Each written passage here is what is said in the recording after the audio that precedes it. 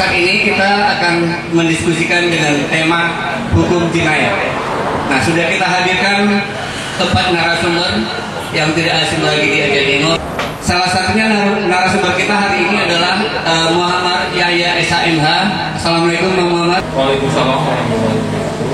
Nah, Bang Muhammad salah satu penulis buku yang berjudul, nomor bisa disebutkan judul bukunya Bang Muhammad, bisa ditunjukkan bukunya. Nah, salah satu buku ini, dan hari ini coba kita bedah bukunya. Judulnya apa Bang?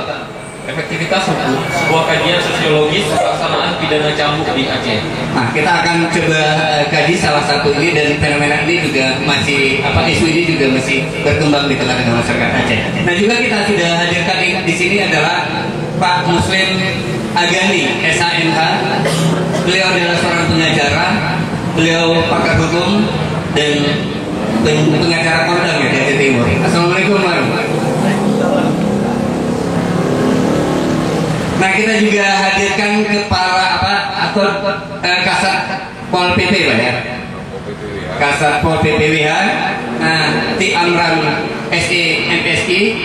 Beliau saat ini menduduki sebagai Kasat Pol PP WH ya, Aceh Timur.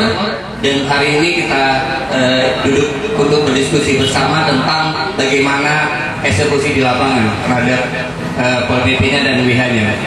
Kemudian di sini juga sebagai pengamat sosial, sebagai pengamat politik juga, yaitu Masri SP. Assalamualaikum Bang Masri. Waalaikumsalam warahmatullahi wabarakatuh. Nah, kita duduk bersama hari ini Bang untuk kita diskusikan, dan kami bebaskan kepada bapak-bapak sekalian atau abang-abang sekalian untuk membedah seluas-luasnya. Terlebih dahulu kita akan minta tanggapan penulis ya. Gimana, sepakat Bang ya?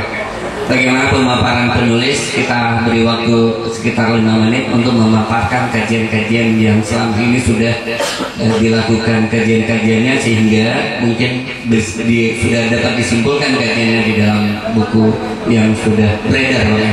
Sudah beredar bukunya Bang ya. Nah, kita minta tanggapan Bang Muhammad. Silakan Bang Muhammad. Assalamualaikum warahmatullahi wabarakatuh. Selamat siang sampai menjelang sore bapak-bapak sekalian. Buku Efektivitas Hukum ini, sebuah kajian sosiologis pelaksanaan pidana cambuk di Aceh, merupakan hasil penelitian tesis saya ketika menyelesaikan magister ilmu hukum. Jadi tesis yang kemudian saya sempurnakan menjadi buku. Adapun mengapa ketertarikan tentang efektivitas hukum menurut saya adalah melihat perspektif masyarakat umumnya yang ada di Aceh menganggap bahwa hukum pidana cambuk atau hukum jinayat hari-hari ini sudah berjalan tidak efektif. Dalam artian tren kejahatannya semakin meningkat, angka residivisnya semakin meningkat. Nah, itu menjadi sebuah acuan tidak efektif. Ini adalah perspektif publik. Dari perspektif publik yang demikian, saya ingin mengungkapkan bahwa coba kita lihat dengan melakukan metodologi penelitian, dengan menggunakan metodologi penelitian, dengan menggunakan penelitian dalam perspektif sosiolegal, apakah benar yang dikatakan oleh masyarakat ataupun ungkapan yang berkembang di publik bahwa tren kejahatan ataupun pelanggaran kanun jinayat itu meningkat. Nah, inilah yang membuat saya tertarik untuk mengkaji tentang pelaksanaan ataupun pelaksanaan pidana cambuk di Aceh. Itu yang pertama. Yang kedua, mengingat apa yang pernah dikatakan oleh Prof. Heren Nasir bahwa pada sejarahnya yang cukup panjang, masyarakat Aceh telah menjadikan Islam itu sebagai landasan filosofi dalam pelaksanaan ataupun kehidupan sehari-hari. Jadi masyarakat Aceh dengan Islam itu ibarat mata uang, dua sisi mata uang yang tidak dapat dipisahkan. Nah, oleh sebab itu, ketika berbicara tentang keacehan, pasti kita berbicara tentang syariat Islam. Implikasi dari pelaksanaan syariat Islam adanya pidana cambuk. Jadi pertanyaan dasar dari penelitian ini adalah apakah pelaksanaan pidana cambuk hari ini di Aceh sudah berjalan dengan efektif? Saya ingin melihat dengan perspektif kacamata hukum Mengutip apa yang dikatakan oleh Prof. Bardana Wahyu, seorang begawan hukum di Universitas Diponegoro, untuk melihat hukum itu berjalan dengan efektif, kita perlu melihat dengan 3 perspektif. Yakni, kita perlu melihat struktur hukumnya. Apakah struktur hukum itu baik hari ini? Struktur hukum yang dimaksud adalah pelaksanaannya, penegak hukumnya. Dalam ruang lingkup yang lebih kecil, hari ini adalah wilayah hisbah atau yang sering disebut dengan polisi syariah. Yang kedua, sarana dan fasilitas pelaksanaan ataupun penegakan hukumnya. Apakah hari ini sudah membaik? Nah, ini bisa kita bedah dalam diskusi nanti. Yang kedua, yang perlu dilihat adalah apakah sebuah hukum itu efektif, adalah substansi hukumnya. Substansi hukumnya adalah peraturan tertulisnya, apakah sudah baik hari ini, yakni kanun jinayat, kanun nomor 6 tahun 2014, apakah sudah baik peraturan-peraturan dalam kanun tersebut, yang pada runtutannya melahirkan hukum acara jinayat, apakah sudah baik hari ini. Nah, yang ketiga adalah kulturnya, kultur budaya hukumnya. Apakah budaya hukum masyarakat menginginkan pelaksanaan pidana cambuk ataupun kanun jinayat hari ini? Dari 3 perspektif ini, inilah yang perlu dilihat ataupun menjadi indikator bagaimana hukum jinayat hari ini. Tujuan hukumnya harus tercapai dengan menggunakan 3 indikator tersebut. Tujuan hukum yakni 2, yakni mencegah orang lain melakukan kejahatan yang sama, dan yang kedua adalah mencegah pelaku yang sudah pernah melakukan untuk mengulangi kejahatannya. Apakah dengan kacamata ketiga tersebut mampu menciptakan tujuan hukum yang diinginkan? Apabila tujuan hukum ini tercapai, maka pelaksanaan pidana cambuk dapat dikatakan efektif. Nah, inilah hal yang ingin saya ungkapkan dalam penelitian saya tentang efektivitas hukum pelaksanaan pidana cambuk di Aceh. Mungkin itu saja sebagai pembukanya ya, Pak. Oke, makasih Bang Mamar. Mungkin ada beberapa poin yang bisa kita kutip tadi, yaitu tentang struktur hukumnya, kemudian bagaimana efektivitas terhadap pelaksanaan cambuk. Apakah pelaksanaan cambuk itu akan berujung dan akan tercapai pada tujuan hukum. Pak Muslim, mungkin bisa sedikit memberi gambar awal terhadap mungkin di awal kita sudah berikan tour juga. Silakan Pak Muslim untuk memberikan gambar awal dalam diskusi ini.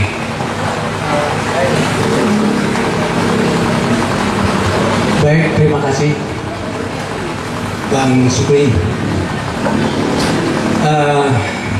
Tadi sudah disampaikan oleh rekan kita sebagai pencipta ya, buku dari perspektif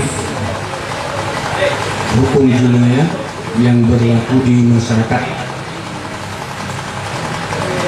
khususnya terhadap pemberlakuan cambuk, begitu ya namanya.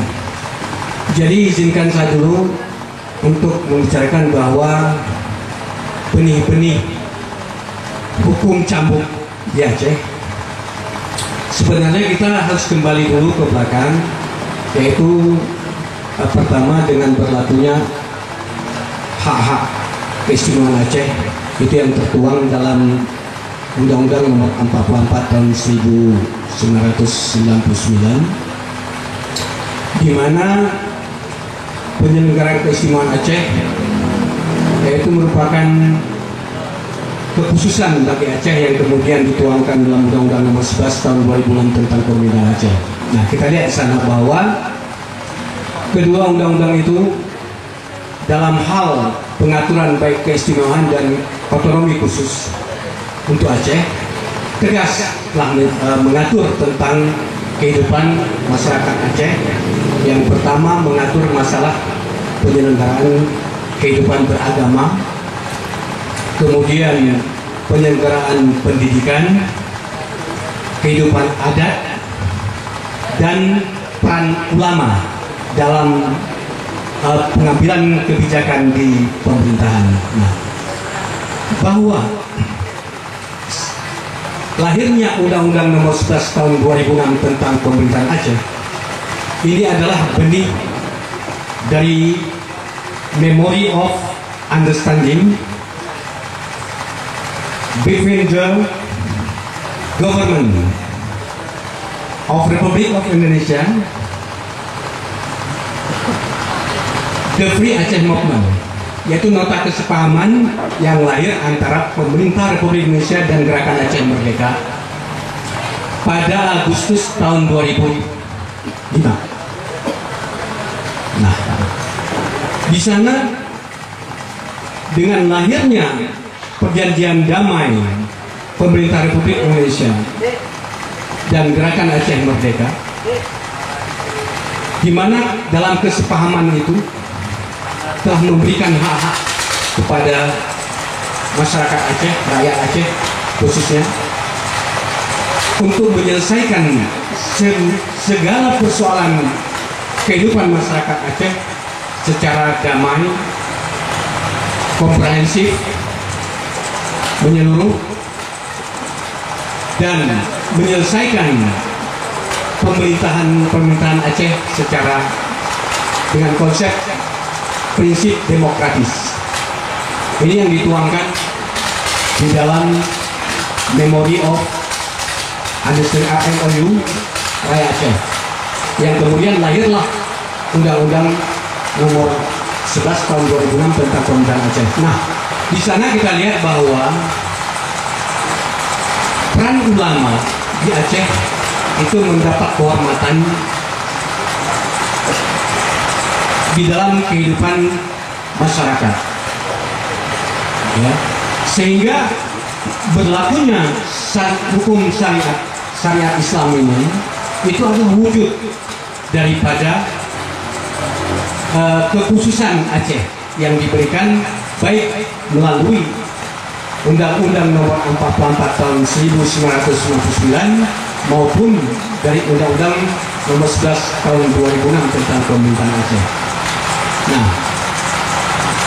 karena kita berlaku hukum syariat Islam secara khusus yang telah diberikan oleh pemerintah dengan dasar undang-undang tadi, maka di sana tentu akan kita kesampingkan dulu hal-hal yang bertentangan dengan aturan lain, termasuk dengan pelanggaran HAM misalnya, yang sekarang lebih cenderung pemikiran, termasuk pemikiran penulis sendiri tadi. Saya melihat bahwa ada indikasi bahwa seolah-olah ya apa yang dilakukan oleh masyarakat Raya Aceh hari ini dengan berlakunya hukum syariat Islam dan khususnya hukum jinayat ini dengan cambuknya ini telah melakukan pelanggaran HAM. Nah, tentu kita kesampingkan itu. Karena apa? Karena kita sudah mempunyai kewenangan secara khusus telah diberikan hak-haknya kepada rakyat Aceh. Jadi kita kesampingkan dulu. Nah, sekarang kita lihat apakah masyarakat Aceh harus terima dengan berlakunya? Apakah sudah efektif? Tentu saya katakan bahwa efektif. Hukum syariat, hukum jinayat dengan berlakunya cambuk itu efektif untuk Aceh. Mungkin pelaksanaannya yang kurang efektif, penerapannya itu yang kurang efektif. Kalau hukum syariatnya itu sudah efektif, sudah bagus. Memang kita lihat di situ ada beberapa hal yang bertentangan dengan hukum formil, yaitu pidana umum yang berlaku secara nasional. Itu kita lihat bahwa ada perbedaan. Namun perbedaan itulah yang dimaksudkan bahwa berlakunya secara khusus hukum jinayat di Aceh, sehingga tidak ada pertentangan yang signifikan di sana. Kemudian oleh kanun jinayat dan undang-undang juga memberikan kebebasan ya dalam hal beragama, sehingga apabila terjadi benturan di lapangan diketemukan bahwa telah terjadi perbuatan jarimah, contoh yang dilakukan oleh orang-orang yang beragama Islam sekaligus dengan orang yang bukan beragama Islam. Nah, oleh penegak hukumnya, katakanlah sekarang oleh WH, Satpol dan WH melalui penyidikannya, tentu akan melakukan pemeriksaan itu dengan hati-hati, yaitu tidak bisa orang yang bukan beragama Islam lantas kita berlakukan kanun, kecuali kan begitu, kecuali tidak diatur di dalam hukum pidana formil, maka meskipun dia beragama bukan Islam, maka dia wajib tunduk kepada hukum jinayah. Selanjutnya Pak Ampun dulu ya, baru nanti diamati oleh pengamat.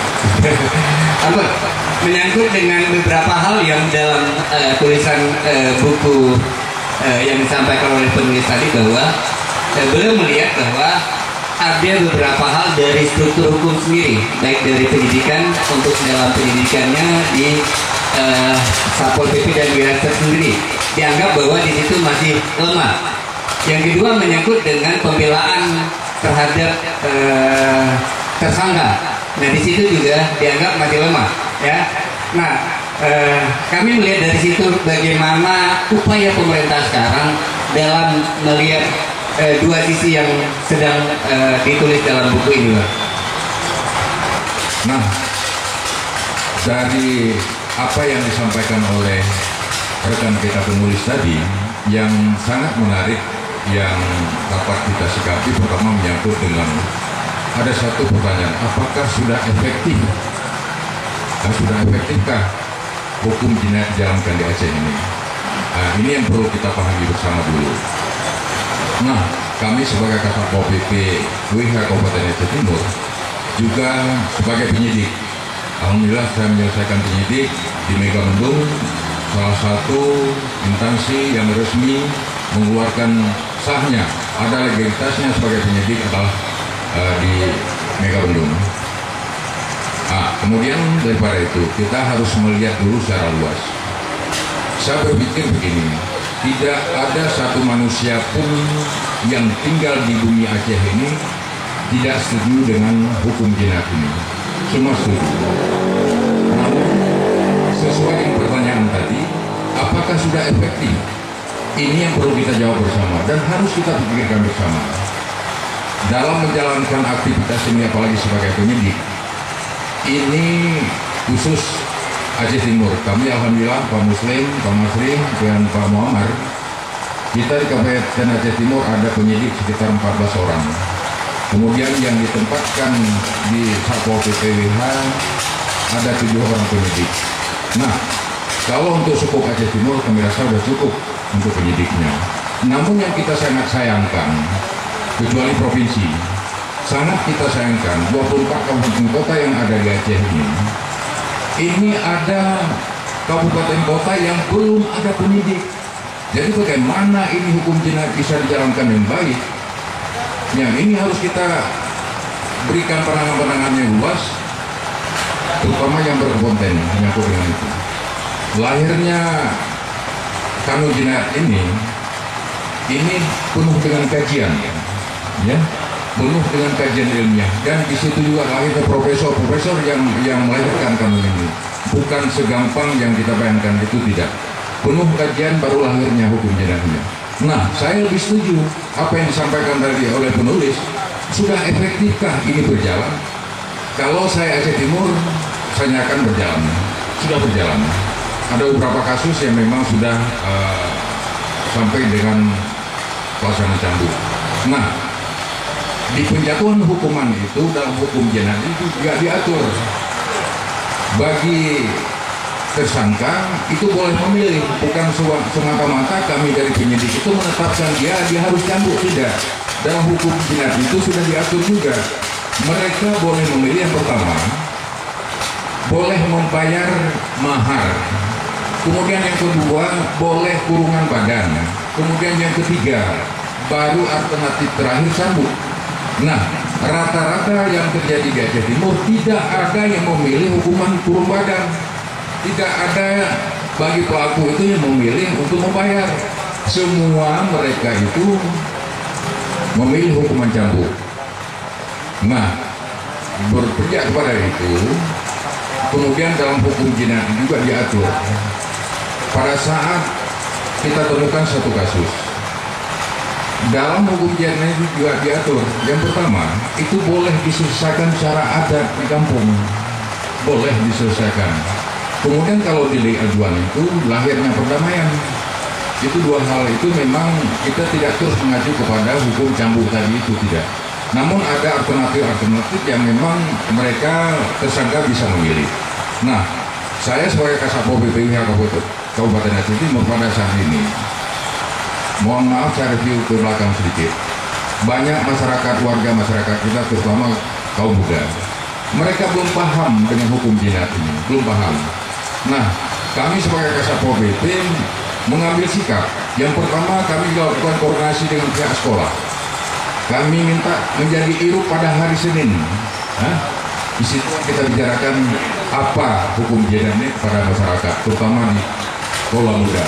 Apakah itu tingkat SMP, tingkat SMA? Ini pada saat jam-jam upacara itu kita minta waktu ke mereka. Alhamdulillah seluruh kabupaten, seluruh tingkat SMA sudah kita udah jalankan di Aceh Timur. Kenapa? Kita lebih arahnya ke sosialisasi dulu. Penindakan hukum itu tahap akhirnya, kecuali yang memang selama ini yang apakah itu ketangkap, delik aduan dan seterusnya. Namun banyak hal-hal yang terjadi itu mereka lebih memilih penyelesaian di tingkat adat. Itu boleh diatur juga dalam jinayat. Kemudian daripada itu, kalau kita bicara efektif, mungkin jangan hukum jinayat ini baru berapa tahun yang lahir, baru 14 tahun, 2014. Nah, kita ini harus berani mensikapi. Mana berani harus kita sikapi? Hukum cambuk itu bukan hal yang mutlak, namun kita lebih kita lakukan sosialisasi, kita kasih pemahaman kepada masyarakat. Itu sementara. Terima kasih Ampun. Mungkin sementara seperti ini Bang Masri. Kalau kita lihat merujuk ke latar belakang seperti yang disampaikan oleh Bang Nuzul tadi, bahwa syariah Islam sebenarnya bukan lagi hal yang baru untuk Aceh. Yang pertama, bahwa syariat Islam sudah menjadi sebuah budaya bagi masyarakat Aceh dalam turun-temurun, bahwa sudah menjalankan secara kebudayaan, secara budaya di Aceh. Dan sanksi-sanksi budaya, sanksi sosial juga sudah diberlakukan sebelum disahnya undang-undang syariat Islam yang disahkan 2014 kemarin. Nah, melihat fenomena ini secara sosial, Bang, perkembangan perbandingan yang dulu digunakan secara turun-temurun secara budaya dan sekarang setelah disahkan, nah bagaimana perkembangan di tengah-tengah masyarakat? Pertama, semenjak implementasi atau penerapan syariah Islam di Provinsi Aceh, kita melihat masih berjalan diskriminatif, tebang pilih, dan setengah-setengah. Yang kedua, bila kita melihat proses perjalanan lahirnya kanun atau penerapan hukum syariah di Aceh, sebenarnya kanun syariah ini adalah kanun emas. Kenapa saya katakan kanun emas? Proses perjuangan itu sangat panjang. Terjadi pergolakan DITI karena menuntut kepada pemerintah pusat supaya di Aceh berlaku syariah Islam. Dan ketika memang di Aceh diberikan untuk menerapkan syariah Islam, dan hanya satu-satunya ada di Provinsi Aceh, apakah provinsi lain tidak meminta? Tetap meminta. Jadi setelah diberikan tentang penerapan syariat Islam, kita melihat semangat, spirit untuk menegakkan syariat Islam itu pada awal-awal tahun, bahkan dengan label yang begitu sumringah. Artinya kita melihat di papan kantor pemerintah semua tertulis Arab, ada bahasa Jawa, itu dalam bentuk label, ya kan? Tapi dalam proses pelaksanaan dari tahun ke tahun, kita melihat masih banyak kekurangan. Meskipun tak kita pungkiri, hari ini apa yang disampaikan oleh Pak Kasatpol PPWH, hukum dari Belanda saja ya usaha tahun tidak efektif, apalagi ini dalam proses hukum baru di Aceh. Namun kita melihat proses pelaksanaan daripada kanun syariat Islam di Aceh, pemerintah sendiri ini dilihat dari persepsi publik, dari anggapan masyarakat, pemerintah sendiri tidak begitu serius, baik dalam hal memberikan kekuatan regulasi yang penuh kepada lembaga yang mengeksekusi tentang pelaksanaan Islam, katakanlah wilayatul hisbah, terutama tenaga wilayatul hisbah, mungkin hanya sebagai tenaga kontrak. Saya melihat gaji belum tahu begitu juga dengan sehingga semangat kerja WH sendiri ini sangat berkurang karena berpengaruh juga daripada pendapatan. Yang kedua, regulasi. Ada payung hukum bagi WH sendiri itu masih sangat lemah, sehingga mungkin mereka tidak mau ambil risiko terlalu besar. Nah, ini salah satu bentuk ketidakseriusan pemerintah kita. Kemudian bila memang kita melihat implementasi atau perbandingan ya, sebelum dan pasca ada kanun syariat Islam, seperti Bang Muslim Agani dan Muhammad katakan tadi, memang kita dari sejak zaman dulu sudah menerapkan syariat Islam, walaupun kita belum ada regulasinya. Nah,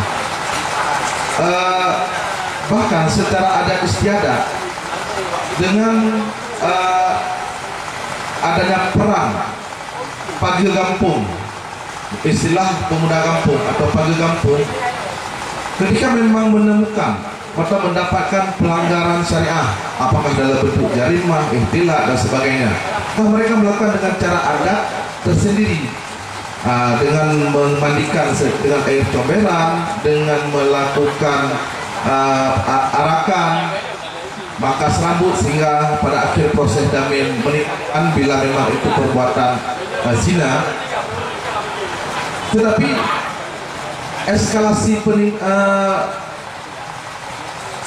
eskalasi perbuatan zina itu sangat minim, Pak. Karena ketika memang ingin melakukan pelanggaran, mereka dipikirkan dulu kepada adat, dipikirkan kepada adat pemuda kampung, ya kan? Nah, sehingga masyarakat sendiri sadar dan takut untuk melakukan perbuatan-perbuatannya. Nah, begitu juga dalam ketika memang pasca kejadian, pasca berlaku syariat Islam, ada WH, wilayatul hisbah, yang menerapkan aturan cambuk, itu ke salah satu bentuk efek jerah kepada masyarakat. Nah, seharusnya kita juga perlu meneliti, ini saran saya juga, bagi korban ataupun pihak yang setelah melakukan cambuk, sejauh mana tingkat aktivitas efek jerah kepada mereka, apakah mengulang kembali atau bagaimana? Jadi pandangan saya untuk awal sampai di situ, Bang Yudri. Oke, terima kasih Bang Masri. Itulah yang ingin kita kupas, bagaimana setelah pelaksanaan pidana cambuk ini efek dampak dari si penerima cambuk sendiri, dan baik dari si tersangka sendiri yang menerima cambuk, juga terhadap masyarakat yang melihat, yang menyaksikan pidana cambuk yang bisa dieksekusi. Apakah itu akan adanya penurunan angka?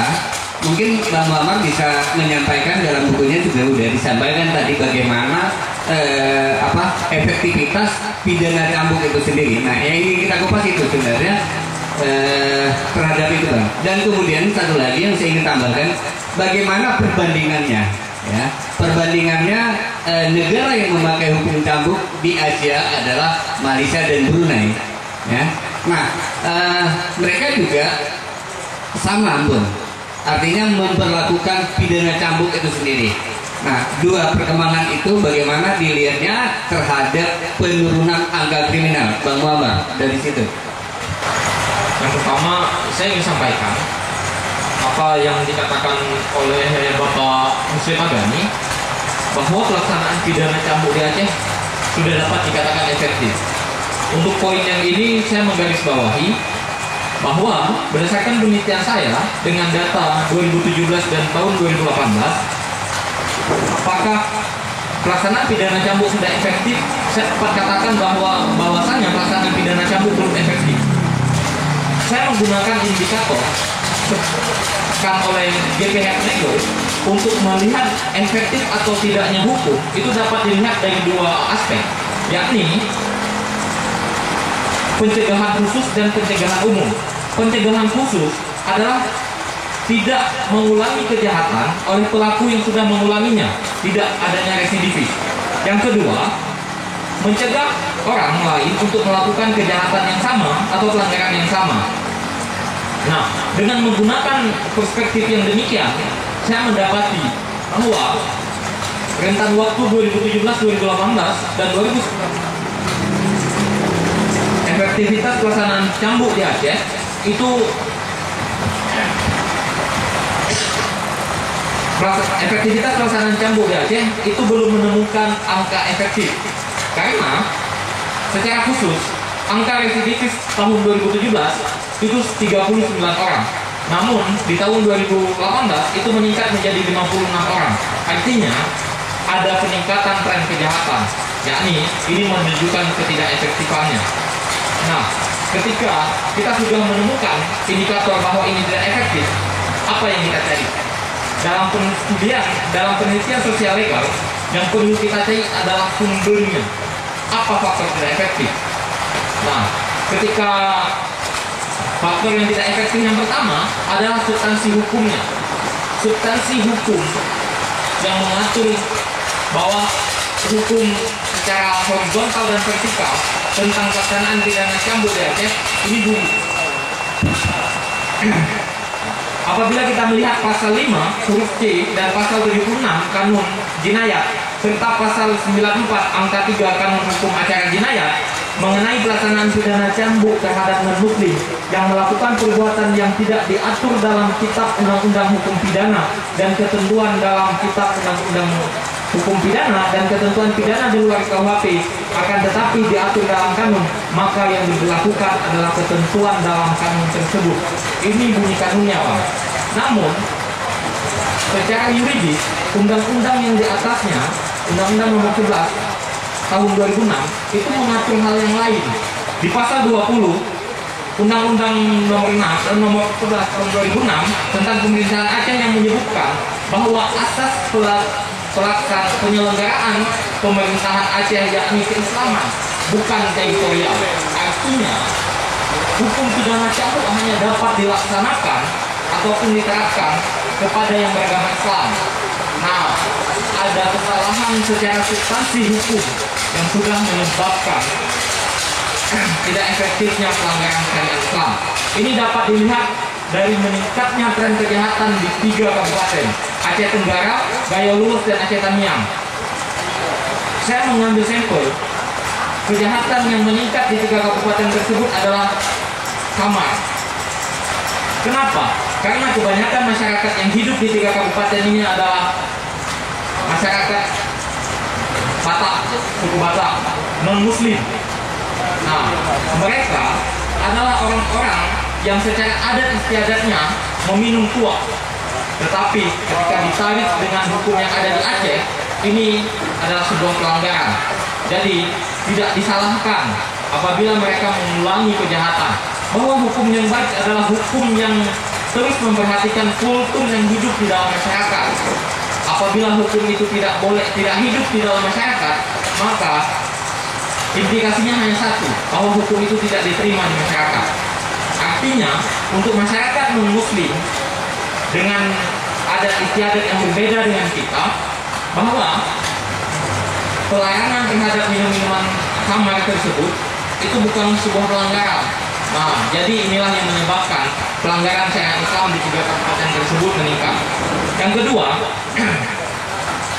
adalah faktor struktur hukumnya, yakni yang disebut dengan struktur di sini adalah para penegak hukumnya. Berdasarkan penelitian, saya menemukan 70% polisi syariat atau wilayah berhisbah itu adalah lulusan SMA. Artinya ada keraguan di publik tentang sumber daya manusia yang dimiliki oleh penyidik di wilayah berhisbah.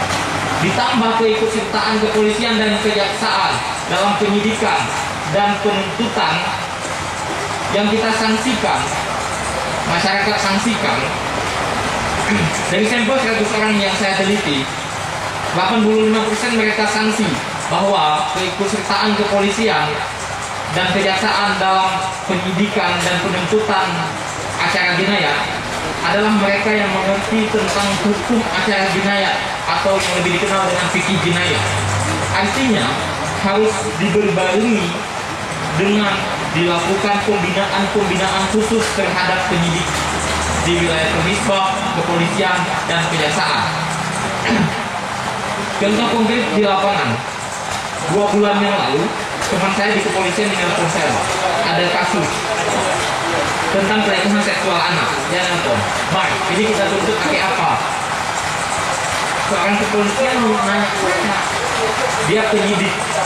Artinya ada hal yang tidak sinkron di sini.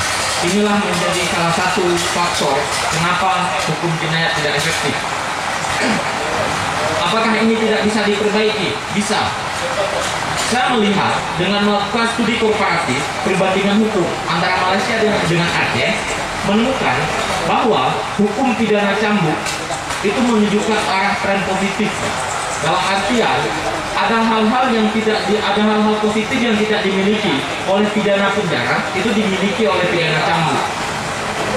Yang pertama adalah kos biaya hidup narapidana yang dibebankan kepada negara apabila dipidana dengan pidana penjara, ketika dilaksanakan atau dijatuhi pidana cambuk, ini akan terpotong, akan tiada untuk kos biaya hidupnya selama di penjara. Yang kedua, JPS juga menyatakan begini, bahwa salah satu upaya penanggulangan kejahatan adalah mempermalukan pelaku kejahatan. Hukuman pidana cambuk memiliki upaya untuk mempermalukan pelaku kejahatan dengan dipertontonkan di khalayak ramai. Ini menjadi sebagai salah satu efek jera yang dimiliki oleh pidana cambuk. Sehingga saya tertarik ketika membaca buku Prof. Garda Nawawi bahwa ini adalah sebuah upaya pembaruan hukum, memasukkan pidana cambuk ke dalam sebuah sistem pemidanaan RKUHP. Nah, dari situlah muncul ide saya untuk melakukan, alhamdulillah, proposal disertasi saya judulnya pembaharuan hukum pidana, sebuah kajian tentang pidana cambuk dimasukkan dalam RKUHP. Ini artinya dengan melakukan kajian komparatif perbandingan hukum, saya menemukan bahwa pidana cambuk memiliki keefektifan dengan syarat yang harus diperbaiki. Pertama adalah substansi hukumnya, kultur hukumnya, struktur hukumnya, sarana dan fasilitas yang diperlukan dalam penegakan hukumnya.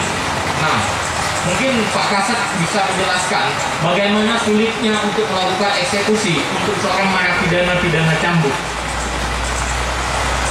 Penelitian saya menyebutkan bahwa kesulitan eksekusi narapidana cambuk itu satu, anggarannya yang tidak turun. Nah, mungkin Pak Kasat bisa menjelaskan lebih dalam terkait hal ini. Mungkin itu saja. Kemudian yang kedua, menyangkut dengan apa yang disampaikan oleh Mamar tadi bahwa tingkat SMA menjadi penyidik, apakah efektif? Ya kan seperti itu. Nah, tingkat SMA memahami tentang pendidikan dan mungkin kalau mungkin lepasan daya mungkin bisa jadi. Tapi ini tingkat SMA. Nah, melihat dari sisi itu apa kira-kira menurut Ampun dan berdua ini siapa duluan? Dan Bang Muslim ya menyangkut dengan hal ini, Bang. Apa namanya, tanggapi tadi masalah ada 3 kabupaten ya yang sampai saat ini bahkan frekuensi kejahatannya meningkat tadi menurut Dinda siapa? Iya, ya.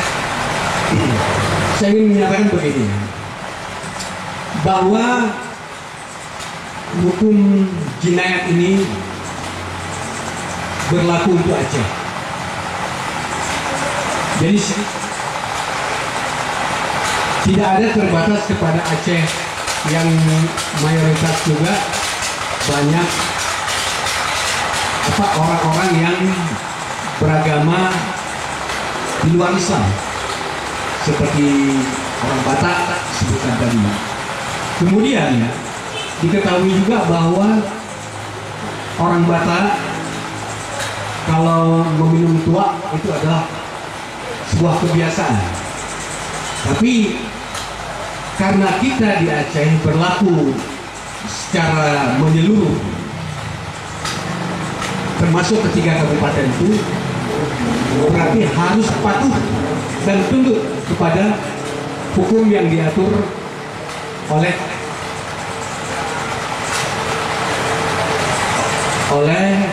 hukum syariat Islam ya, atau hukum jinayat. Jadi tidak ada perbedaan antara misalnya Aceh Tenggara, Aceh Timur, tidak ada, sama saja ya. Kalaupun dia melakukan pelanggaran lantas terjadi pengulangan perbuatan kejahatan itu, saya kira kanun sudah cukup jelas. Dalam kanun sudah cukup jelas. Apabila seorang melakukan tindak jarimah yang mengarah kepada, katakanlah ini kamar, kemudian dia ditangkap dan diproses sesuai dengan kanun dan diadili, kemudian dia mengulang lagi. Nah, ketentuannya sudah ada. Berarti hukuman yang dia akan terima itu akan ditambah menurut kanun. Jadi tidak ada kaitannya, menurut saya sih, tidak ada kaitannya meningkatnya frekuensi kejahatan di sebuah kabupaten kota karena tidak efektifnya hukum syariat di situ. Jadi tidak ada relevansinya. Karena kita juga harus tahu bahwa secara psikologi bahwa kehidupan masyarakat kita itu kenapa di sebuah daerah frekuensi kejahatannya meningkat dari tahun sebelumnya ke tahun ini. Itu tolak ukurnya bukan karena penegakan hukum. Tidak bisa kita menjustiskan bahwa hukum itu tidak efektif. Bukan begitu, karena banyak faktor-faktor lain yang mendukung ya sebuah daerah yang memicu meningkatnya sebuah kejahatan, bukan dari segi penegakan hukum saja, tetapi dari segi ekonomi dan lain-lain. Juga itu mempengaruhi tingkat kehidupan masyarakat, khususnya tidak pidana kejahatan yang berkembang di sebuah daerah. Itu dia. Jadi menurut saya apa yang disampaikan bahwa seolah-olah di 3 kabupaten itu ada pembenaran ya, karena mereka non-muslim dan kemudian seperti melegalkan kebiasaan-kebiasaan itu. Mungkin kalau di Sumatera Utara minum tuak tidak ada masalah ya, kayak kita minum kopi Pak ya. Nah, tapi kalau di Aceh karena itu masuk golongan kamar dipastikan itu dilarang. Nah, termasuk di 3 kabupaten itu, meskipun mereka di luar bukan beragama Islam, dia harus tunduk dan patuh dan harus diambil tindakannya sesuai dengan hukum yang berlaku di Aceh, yakni syariat Islam. Jadi tidak ada pertimbangan Muslim dan non-Muslim. Karena apa? Karena dalam Kanun nomor 6 tahun 2014 secara tegas juga diatur pidananya, sanksinya bagi masyarakat pelaku jarimah di luar non-Muslim. Jadi tidak ada alasan-alasan daerah tersebut untuk membiarkan kejahatan itu dengan tidak memperlakukan kanun itu secara efektif. Mungkin begitu. Kalau menyangkut dengan teknis penerapannya, karena anggaran dana segala macam tidak cukup, ini Pak Kasat Pol PPWHI yang bisa menjawab. Ya, saya kira begitu. Namun ada beberapa hal yang bisa saya tangkap sebelum penulis mau menyelesaikan bukunya. Ini harus dikaji ulang juga. Nah, ada 3 kabupaten kota yang berbatasan dengan Provinsi Sumatera Utara. Itu ketiga kasat itu rekan saya. Sering saya koordinasi. Nah, yang menjadi persoalan di Kabupaten Aceh Timur, Aceh Tamim hanya 2 penyidik. Begitu luasnya daerah hanya 2 penyidik. Nah, di Kabupaten Aceh Selatan juga hal yang sama, dan Aceh satu lagi hal yang sama. Nah, kebetulan rekan-rekan kita yang dari Sumatera Utara yang non-Muslim yang berada dalam 3 wilayah itu, kenapa kemarin ini sering kita lihat mereka masih terbiasa dengan hal-hal di provinsi mereka sendiri. Contoh, minum arak, khamar. Kita secara aturan di Aceh, dari awal saya sudah sampaikan, siapapun yang berada di bumi Aceh wajib mengikuti hukum yang ada di Aceh. Itu tidak perlu diatur lagi. Sudah, mau non-Muslim kan, itu wajib mereka mengikuti aturan yang ada.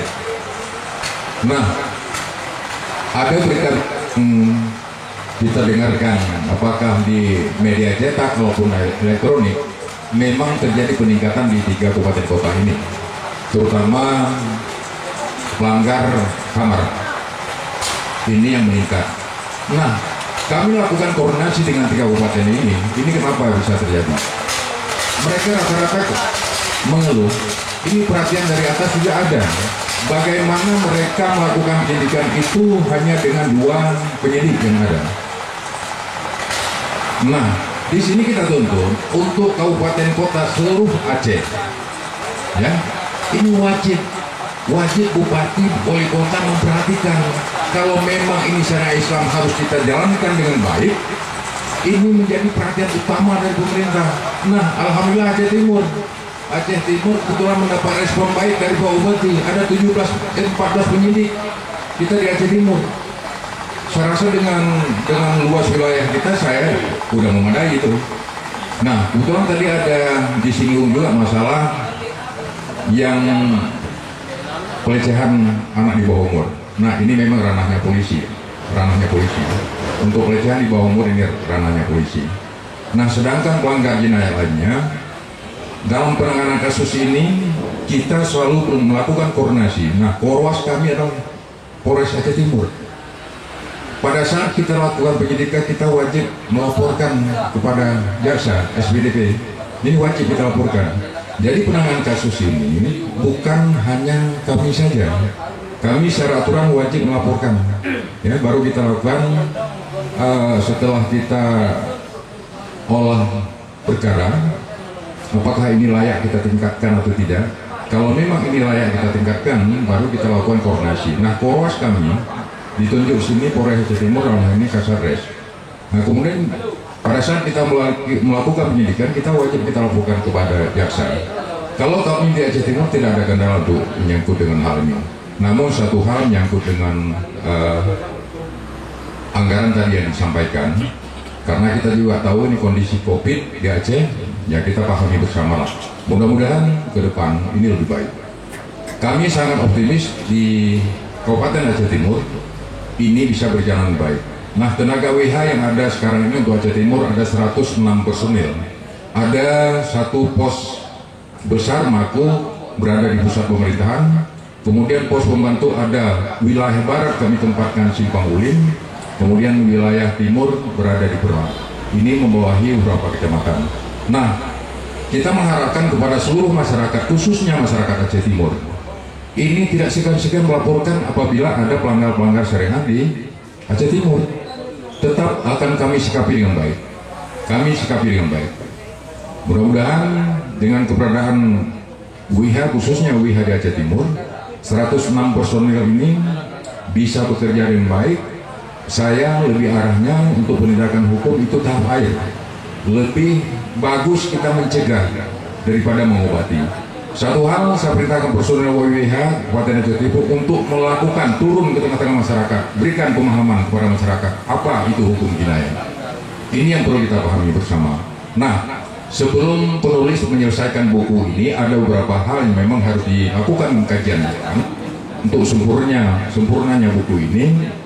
Saya kurang setuju kalau memang hukum jinayah ini tidak efektif di Aceh. Cuma yang perlu penekanan satu hal, adanya perhatian khususnya Gubernur Aceh untuk memberikan perhatian khusus kepada rekan-rekan WIH di kabupaten kota. Nah, kalau ya bukan di Aceh Timur, di luar Aceh, coba Anda melihat sendiri fasilitas-fasilitas yang ada di mereka bagaimana. Ini menjadi kajian kalau ini penulis akan menyelesaikan buku dengan baik. Desak pimpinan Aceh untuk menjadi perhatian khusus kepada tenaga WH yang ada di kabupaten kota dalam provinsi Aceh. Demikian. Ada kami lihat bahwa di situ menyebutkan di sini ada kelemahan advokat pengacara dalam mendampingi kasus-kasus yang terkait dengan pidana jinayat ini.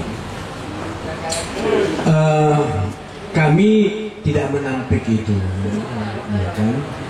Sebagai pengacara, saya selalu di Aceh Timur, di Langsa, Aceh Tamiang, bahkan Banda Aceh, dan seperti yang disampaikan tadi, saya ada cukup. Kalau untuk daerah Aceh udah habis lah, kita katakan begitu. Memang harus diakui, tidak bisa kita banyak juga berkomentar seperti itu. Yang pertama, ada keanehan juga di masyarakat kita.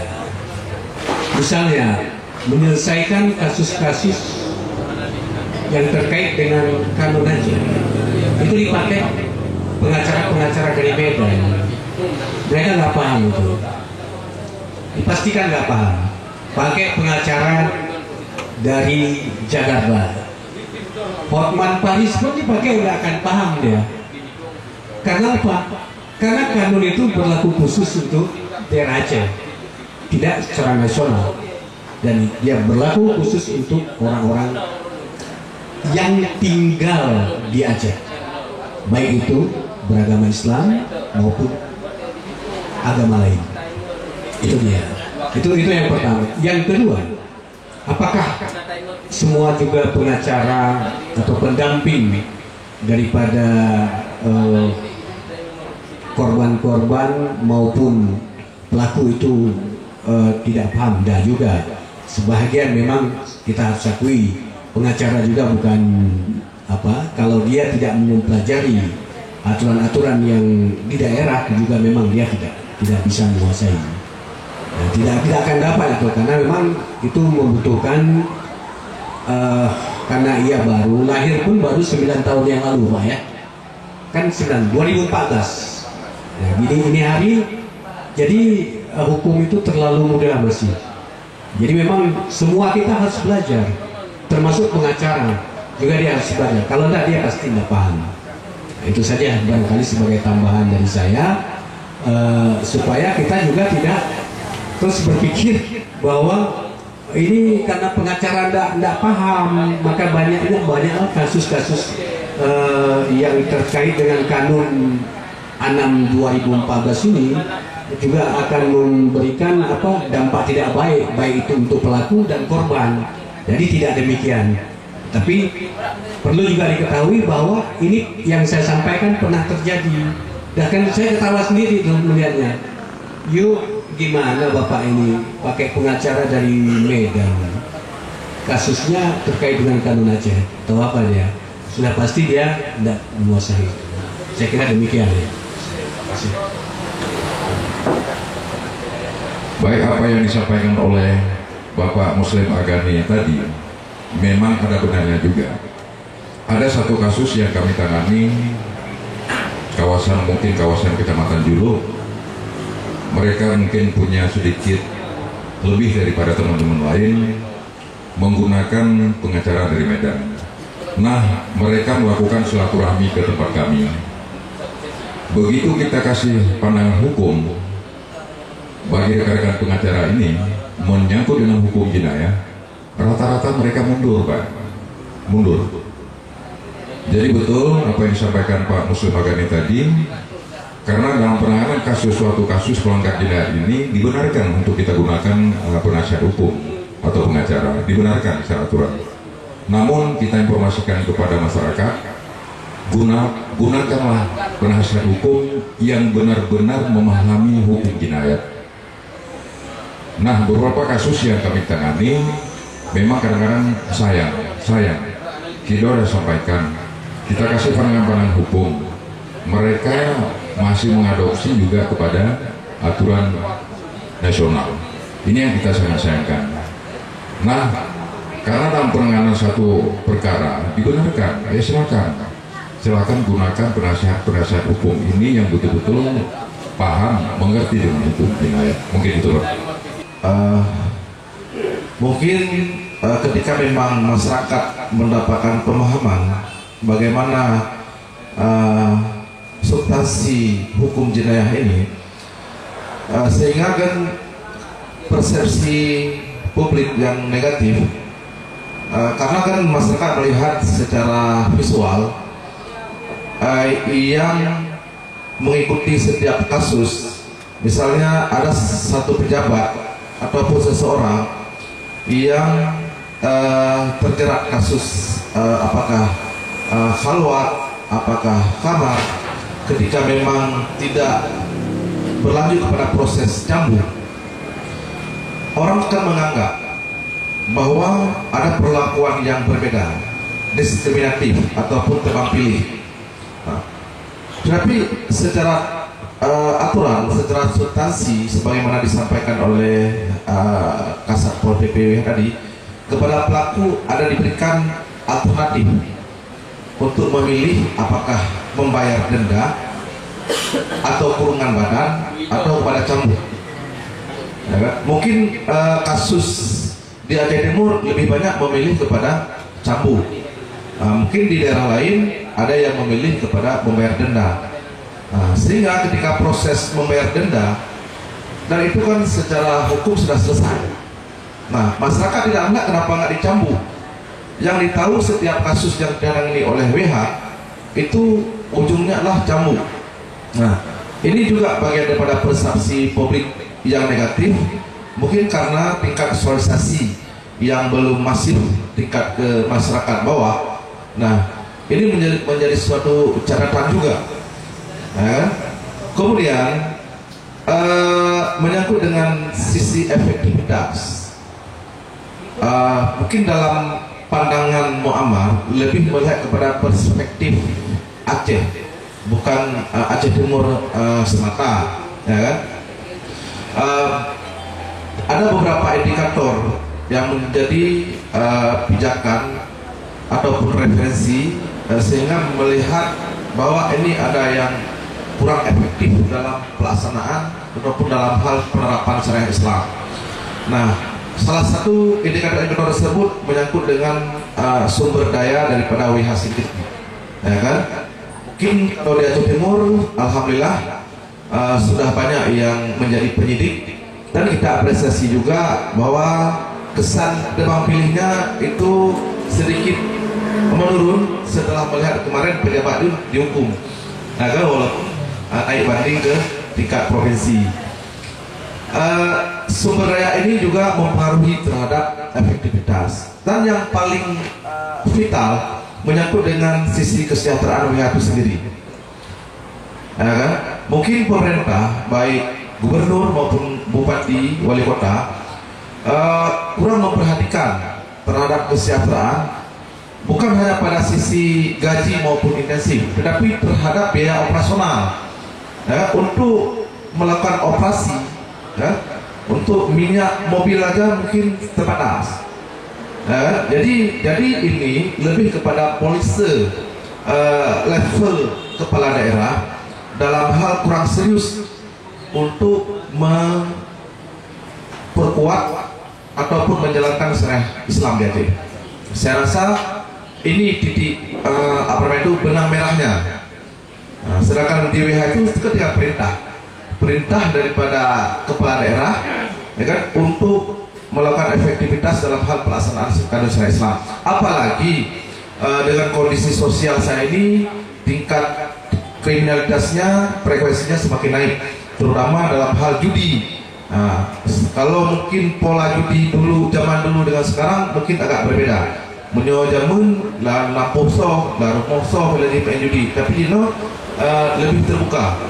Jadi di warung-warung kopi juga terjadi judi. Nah, bagaimana proses terhadap menindak para pelaku judi ini, termasuk judi jenis skater sih, ini kan membutuhkan tenaga yang lebih, membutuhkan peran yang lebih, membutuhkan biaya operasional yang lebih dalam hal penerapan syariat Islam maupun penegakan syariat Islam. Makanya perlu ada suatu polisi yang kuat daripada level kepala daerah, apakah gubernur maupun bupati, terutama dalam hal memperkuat sisi regulasinya. Apa yang menjadi kekurangan, mungkin apa yang menjadikan daripada ini menjadi masuk dalam perintah DPA untuk bila memang perlu dilakukan revisi terhadap kanun jenayah.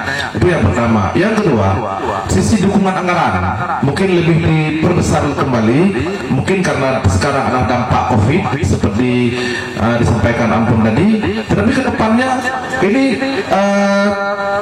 frekuensi dalam penegakan syariat jangan sampai pudar. Nah, ini yang sangat penting, karena apapun cerita syariat Islam itu cuma yang ada di Aceh. Dan saya sepakat apa yang katakan tadi, bila memang orang non muslim ketika memang datang ke Aceh, apakah dia tinggal di Aceh atau melancong ke Aceh, harus tunduk dan menghormati kepada aturan syariah yang berlaku di Aceh. Nah, itu pendapat saya. Terima kasih.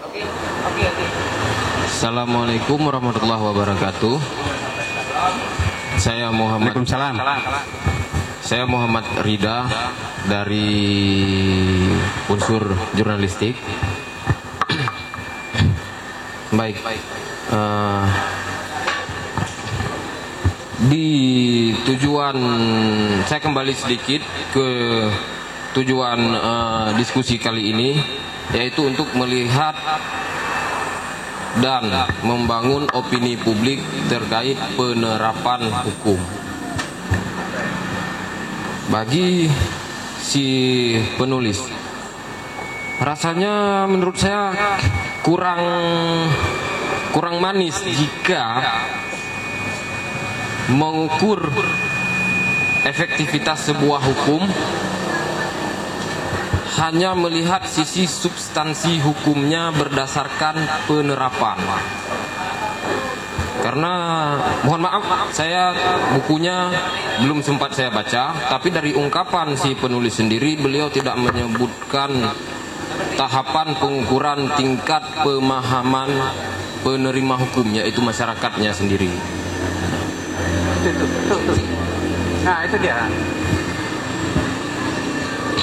Mungkin diskusi akan lebih lengkap dari berbagai perspektif jika tingkat efektivitas penerapan sebuah hukum tidak hanya dilihat dari substansi hukum itu sendiri berdasarkan tingkat penerapan hukum. Dalam hal ini eksekusi nilai yang dimuat di dalam hukum, apakah cambuk atau penahanan, terserah untuk hukum apapun, dan terkhusus untuk hari ini adalah cambuk. Itu satu. Pun jika ada, mungkin sang penulis belum menjelaskan, saya penasaran dengan tingkat pemahaman masyarakat Aceh terhadap nilai hukum. Satu, pentingnya hukum tersebut diterapkan di daerah kita dengan pertimbangan adat, kebudayaan, bahkan keluhuran masyarakat itu sendiri. Selanjutnya kepada yang terhormat Abun dari pihak penegak hukum syariat Islam, mereka polisi kan penegak hukum lain lagi, beda dengan ini. Menarik ketika unsur Wilayatul Hizbah menyinggung tentang sosialisasi untuk menyebarkan pemahaman kepada masyarakat, bahkan dimulai dari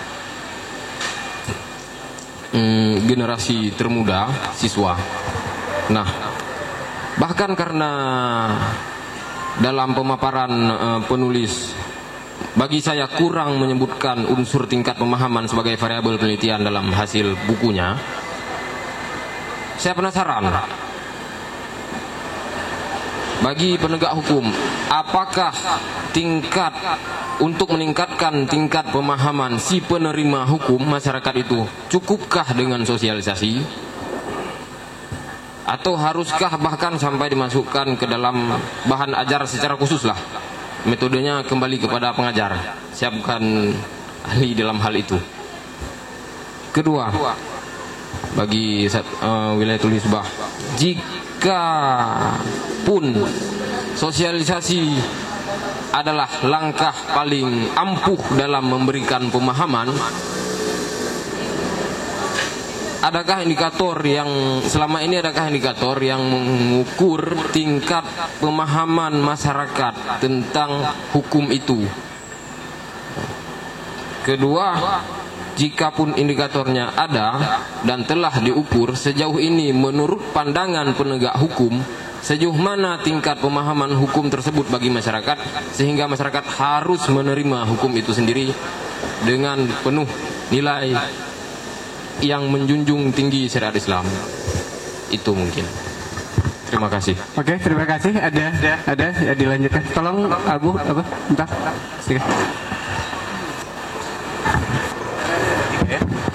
Sekalian aja ya dulu. Assalamualaikum warahmatullahi wabarakatuh. Waalaikumsalam warahmatullahi wabarakatuh. Para pemuda yang kami hormati,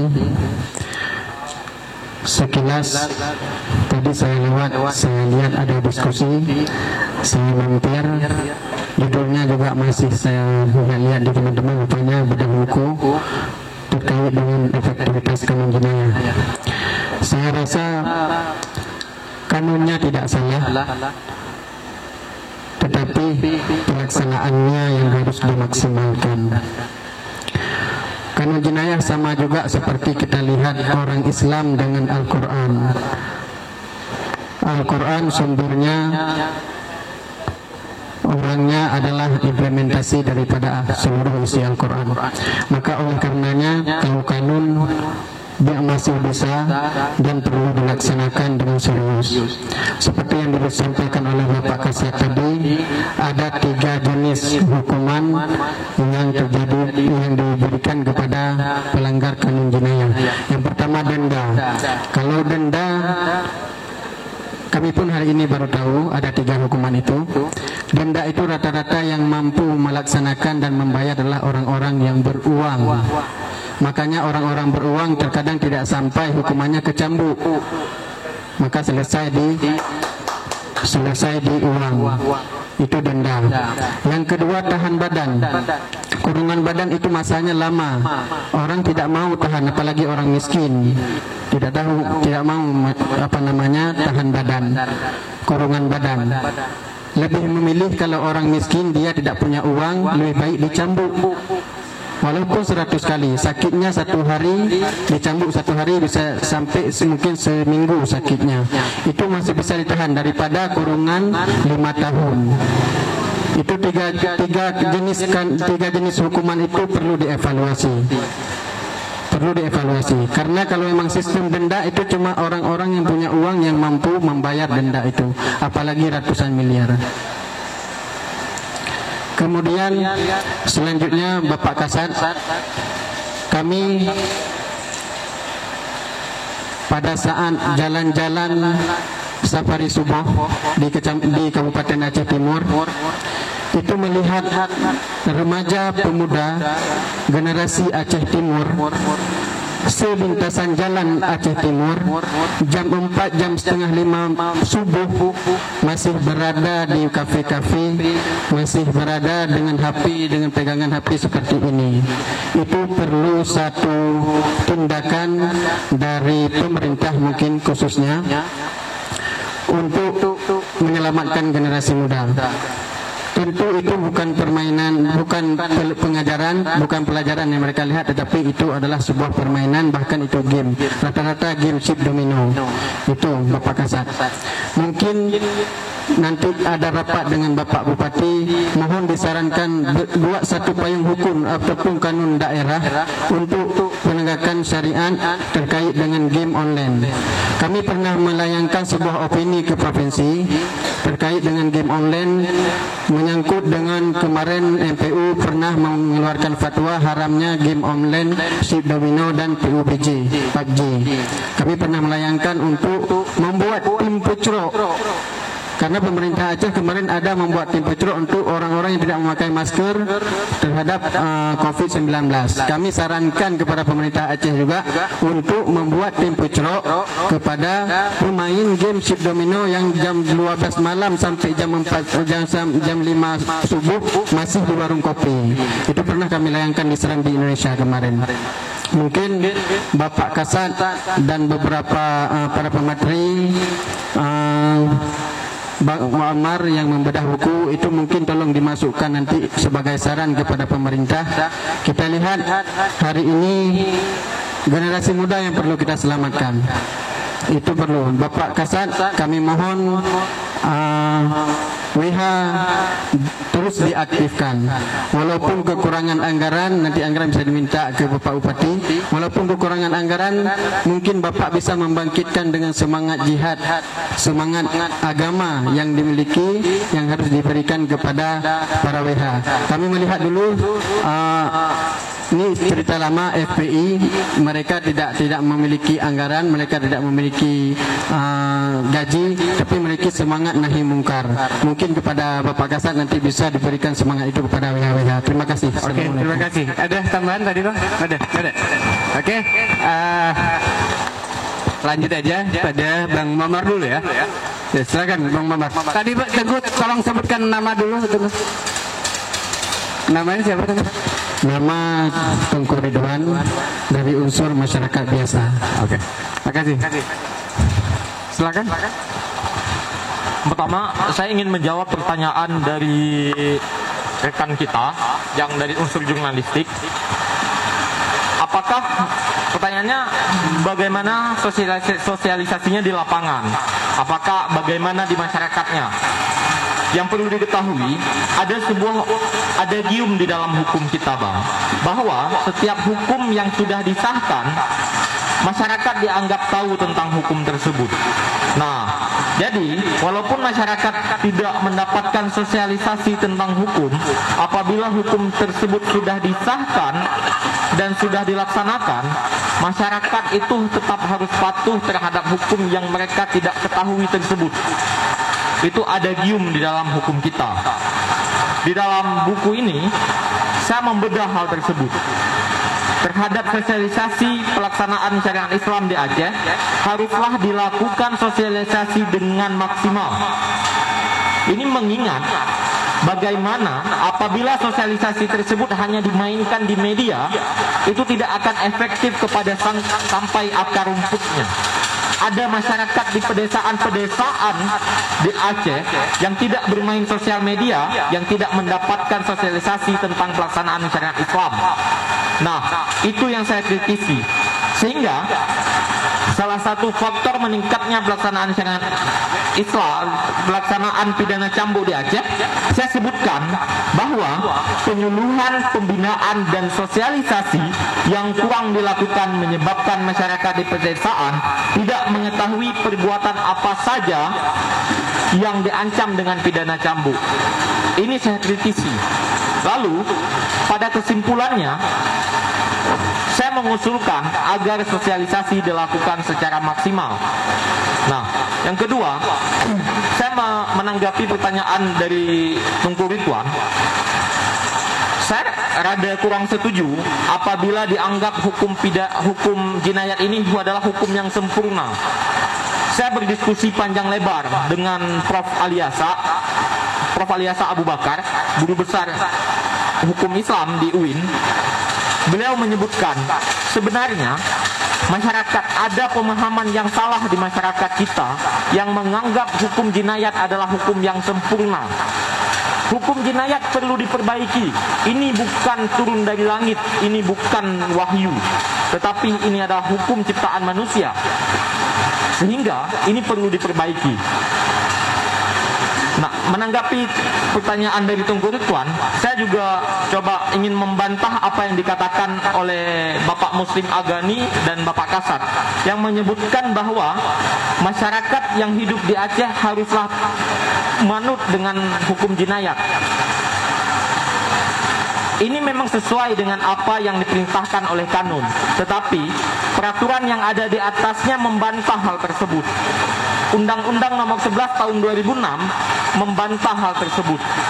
Di pasal 126 disebutkan bahwa hukum Islam hanya berlaku bagi masyarakat yang beragama Islam yang ada di Aceh, dan untuk yang non-muslim hanya wajib menghormatinya. Di pasal 20 Undang-Undang Nomor 11 Tahun 2006 itu disebutkan bahwa pelaksanaan syariat Islam di Aceh itu berdasarkan asas keislaman, bukan asas teritorial. Dalam penjelasan undang-undang tersebut, ini diartikan bahwa pelaksanaan syariat Islam hanyalah untuk orang yang tinggal di Aceh dan beragama Islam, tidak untuk non-muslim. Sehingga saya menyebutkan pelaksanaan syariat Islam terhadap non-muslim adalah bentuk diskriminasi, bentuk arogansi wilayah Islam yang sudah diberikan kebebasan menerapkan syariat Islam, tetapi terlalu mendiskriminasikan hak-hak non-muslim. Itu saya sebutkan. Apakah saya anti terhadap hukum Islam? Tidak. Dalam disertasi S3 saya mengusulkan pidana cambuk untuk diadopsi pada RKUHP, hukum pidana nasional. Mengapa? Saya beranggapan bahwa hukum pidana cambuk adalah solusi. Karena apa?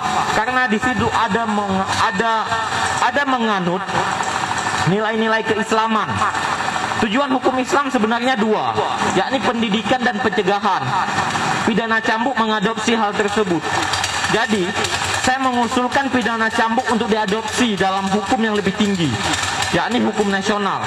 Saya bukan orang yang anti terhadap pidana Islam, tetapi saya menginginkan hal yang sempurna untuk daerah kita. Nah, saya tahu Prof. Aliasa mengatakan kepada saya begini, implikasi dari keluarnya buku kamu itu besar. Orang menganggap kamu liberal. Ya, Prof, saya setuju terhadap hal tersebut. Nah, tetapi setelah berdiskusi, saya tidak ragu, saya keluarkan buku ini. Prof, buku saya sudah keluar. Saya katakan kepada Prof. Aliasa, buku saya sudah keluar, Prof.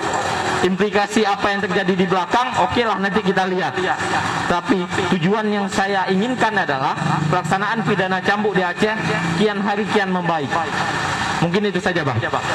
Tanggapan terhadap apa yang disampaikan tadi. Terima kasih. Saya malah ingin mengatakan begini. Menanggapi pertanyaan dua dulu, nanti baru tanggapi yang lain. Yang pertama, terhadap tiga jenis hukuman yang disampaikan Pak Kasat. Satu, ya. Saya jangan salah pengertian ya. Saya pengetahuan saya barangkali itu beda, nanti bisa diluruskan karena beliau masuk penyidik di situ. Jadi dalam kerangka pemahaman aturan hukum melalui proses penyidikan, penuntutan sampai dengan putusnya hukum di mahkamah syariah itu dimulai dengan kasus per kasus. Nah, kalaulah yang dimaksud Pak Ridwan tadi, maaf, katakanlah misalnya seseorang melakukan jarimah, pelanggaran yang kemudian jenisnya boleh macam-macam ya, boleh khalwat, boleh apa yang lain-lain ya. Kemudian sampai ke pengadilan, prosesnya dari awal itu memang sebagaimana disampaikan oleh Pak Kasat tadi, bahwa di sini azas musyawarah ini memang lebih diprioritaskan. Inilah kelebihan masyarakat Aceh. Dan itu dimulai biasa dari kampung-kampung. Kita tidak menafikan itu, faktanya seperti itu. Namun hal ini sekarang karena diketahui bahwa Kanun Aceh, Kanun nomor 6 ini sudah keluar, pemberlakuan syariat Islam sudah berjalan, maka oleh desa-desa, kampung-kampung sendiri mengambil langkah yang lebih efektif, dianggap bahwa lebih efektif, lebih menjamin, maka diantarkanlah ini, dibuatlah pengaduan, sehingga dia menjadilah namanya delik aduan. Ada pelapor, ada yang terlapor, maka tugasnya kemudian adalah melakukan penyidikan sampai penuntutan dan proses hukum di pengadilan. Nah, seperti kita ketahui bahwa proses hukum di pengadilan ini tadi disampaikan oleh Pak Kasat boleh diganti. Bukan boleh diganti, boleh memilih, bukan boleh memilih. Pilihan ini sepanjang tahu saya ini diberikan kepada majelis hakim yang mengadili perkara itu. Pilihan yang pertama tadi yang dimaksud ada apa namanya, ada kurungan pidananya, ada berupa denda emas murni, kemudian terakhir jinayat pidana cambuk. Itu ada 3. Hampir semua kasus jarimah yang masuk kepada hukum syariat dengan proses pidana jinayat ini semuanya diatur seperti itu. Kalau dia khalwat menjurus kepada zina, mungkin lebih tinggi lagi. Nah, ini tergantung proses hukum di pengadilan. Nah, yang saya maksud ini bukan berarti Tengku Ridwan tadi berpikir bahwa kalau niat dihukum 3 tahun penjara karena seseorang dia punya uang, lantas dia diganti. Tidak seperti itu. Mungkin pemahamannya nanti kita lihat lagi ya. Tapi yang jelas pidana itu tetap merupakan putusan dari jarimah, perbuatan jarimah yang dilakukan berdasarkan hukuman hudud yang diputuskan oleh majelis hakim di mahkamah syariah, tergantung dengan delik dan perkara apa putusannya. Nah, kemudian itu pidana kurungan. Pidana denda, kalau nggak salah ya, yang berupa emas murni penggantian itu juga tergantung kasusnya. Kalau kasusnya itu berat maka dia lebih besar. Nah, kemudian kita kembali bagaimana. Nah, itu selesai. Kemudian cambuk. Dan itu juga wajib dilakukan. Jadi bukan berarti kita boleh milih salah satu, Pak. Tunggu. Ada pilih salah satu, justru kita orang kaya nggak ada kena hukumannya. Bebasnya. Saya bayar aja. Oh misalnya ada kepala dinas lah misalnya kan kena hukuman, saya bayar aja, nggak usah lagi saya dicambuk, nggak usah lagi saya dihukum, kan bisa. Atau bos-bos besar yang punya uang, ganti aja dia, nggak ada masalah. Tapi tidak seperti itu. Ini kita klarifikasi supaya kita sama-sama bisa memahami bahwa proses hukum demikian adanya. Itu dia. Kemudian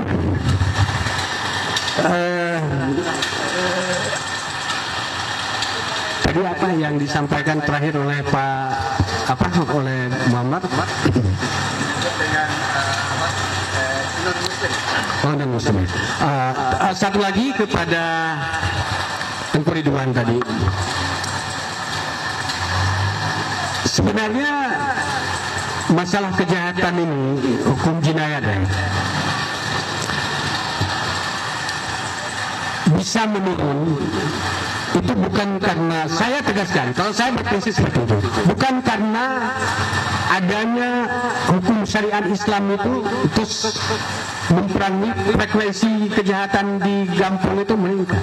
Ini mohon maaf, bagaimana menurunkan angka pelanggaran jarimah?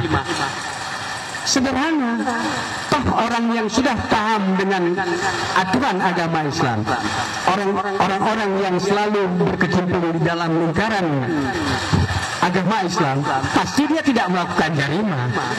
Jarimah itu kan pelanggaran syariat yang dilakukan oleh seseorang, baik jarimah zina maupun khalwat, kamar dan maisir dan sebagainya.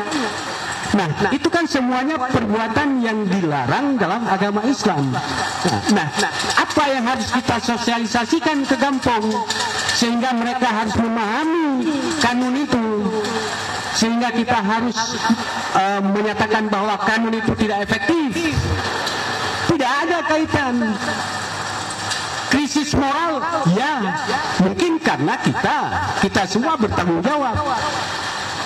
Kalau kita semua menjadi bandit misalnya, bisa juga. Berarti kita sudah keluar dari ketentuan itu. Nah, ini dia. Sedangkan berlakunya syariat Islam itu wujud daripada peran agama Islam di Aceh khususnya dan peran ulama yang ada. Maka terwujudlah itu. Nah, makin meningkatnya pemahaman agama masyarakat Aceh, maka makin kecillah indikasi frekuensi terjadinya pelanggaran jarimah. Tidak ada urusan kanun. Kanun ini terjadi karena proses penjeraan istilahnya.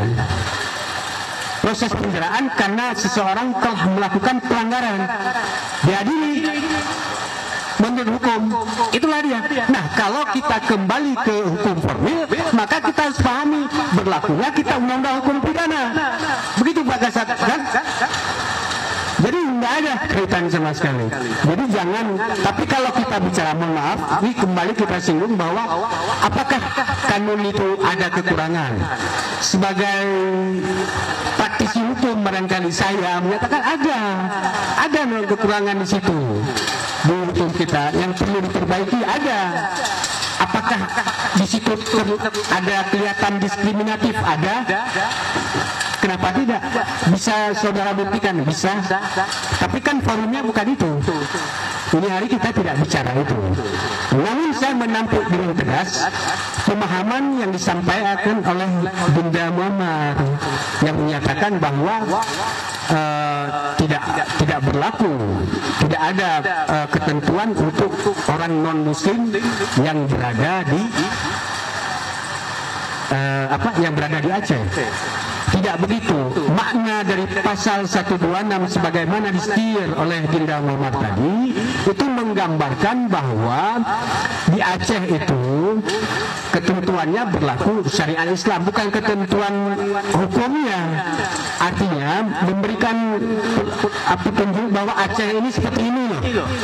Nah, ini berlaku hukum Islam, dan orang-orang yang non-Islam itu harus menghormatinya. Nah, sedangkan ketentuan hukumnya itu tidak diatur di situ, tapi melalui kanun. Itulah kanun yang disebutkan Kanun nomor 6 tahun 2014. Pengaturannya di situ. Nah, apakah non-Muslim itu bisa dikenakan hukuman? Kemudian apakah kita terjadi pelanggaran atau terjadi diskriminasi? Tidak. Ini mau tinggal di Aceh, tinggal. Kalau enggak, berangkat aja dari Aceh. Yang membuat ini adalah rakyat Aceh sendiri, atas persetujuan rakyat Aceh, atas juga perjanjian pemerintah Aceh dengan pemerintah Republik Indonesia dengan Gerakan Aceh Merdeka yang kemudian diimplementasikan melalui Undang-Undang Nomor 11 Tahun 2006. Jadi tidak ada persoalan sehingga kita adanya diskriminasi. Kami jelas menyatakan siapapun yang tinggal di Aceh, ya kan, berarti dia harus tunduk kepada hukum yang berlaku di Aceh. Apakah dia Islam, apakah dia Kristen, atau dia Hindu, Protestan, dia harus tunduk. Namun diingatkan kepada penyidik dan penegak hukum untuk memberikan proses tawar. Apakah Anda mau ikut kanun atau pidana? Tapi menurut pendapat Mamarta, sebentar dulu, saya dulu. Kan itu ditawarkan, itu wajib ditawarkan oleh penyidik. Makanya penyidik juga harus profesional untuk melakukan penyidikan kan itu. Harus tawar. Apakah mau ikut ke kanun atau pidana? Oh, saya kanun, seperti kejadian di Langsa. Dia ikut, oh saya nggak mau kanun, saya mau ke pidana, kalau pidana, maka proses hukum pidana. Berarti tidak diskriminasi di situ, tidak. Kemudian satu lagi, apakah tidak ada yang mengikuti kanun? Ada. Saya memilih kanun aja. Kita tanya sama dia, kenapa? Mungkin proses lebih cepat, lebih gampang, lebih mudah. Dia milih ke kanun aja. Silakan, itu hak dia. Nah, tapi semuanya itu diatur dengan ada ketentuan sendiri. Mungkin teknisnya itu penyidik yang tahu. Pak Kasat mungkin lebih, beliau karena beliau punya urusan itu, beliau tahu. Teknisnya seperti itu, harus ada tawar. Jadi tidak ada diskriminasi kepada orang-orang yang beragama di luar non-Muslim. Itu saja dari saya. Makasih, saya kira itu ya. Oke, lanjut ya Pak Kasat. Ini ada beberapa yang disampaikan oleh Tengku Ridwan tadi, dan juga dari tadi saya biasa panggil Abu, ini dia lain namanya. Silakan Pak Kasat. Baik, ada beberapa hal yang memang semacam pertanyaan yang dilontarkan ke kita. Pertama, kebetulan dengan media juga agenda rencana. Ada beberapa hal yang memang yang ditanyakan. Apakah cukup hanya sosialisasi? Saya rasa tidak cukup. Nah, berbicara untuk sosialisasi masalah penegakan syariat, setiap mimbar masjid yang ada di Aceh Timur ini itu selalu membicarakan hal-hal ke arah yang larangan dalam Islam itu. Mungkin setiap Jumat, tapi tetap menyampaikan dengan hal itu. Nah, kalau berbicara sudah efektif kan, sampai kiamat dunia belum efektif. Karena pelanggar syariat Islam ini berhenti di saat dunia kiamat. Saat dunia kiamat baru berhenti, baru bilang itu semua. Nah, kita yang dipercayakan oleh pemerintah untuk penanganan masalah ini, inilah yang harus kita sikapi dengan baik.